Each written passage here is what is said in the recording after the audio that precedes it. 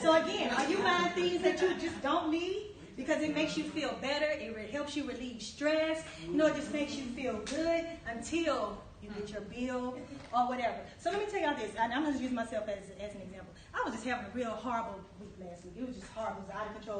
I was just out. And I'm not an emotional spender. I'm really not. My background is accounting and finance. I did that for 20 years. I am very strict when it comes to money. But I don't know if it's my hormones now that I'm older, but I was just really in a bad situation. And I found myself in the jewelry store. I don't even like jewelry like that. I wear my wedding ring, that's about it.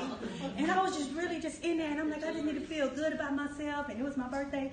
And then, I have some great people around me, but I just was feeling weird, and I was emotional, so I found myself in the jewelry store.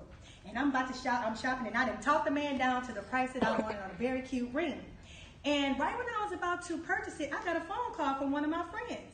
And they were like, what you doing? I said, I'm in the store and I'm about to buy a ring. And they said, wait a minute, you on a budget. What are you doing buying a ring? And I was like, I don't want to talk about it right now. And they were like, no, you can't buy the ring. And they were just going on. Then I got mad at them. And then this was that. I went in the car and I just started crying. But then after that, I was thankful because I surround myself with people who's going to hold me accountable. That's another part.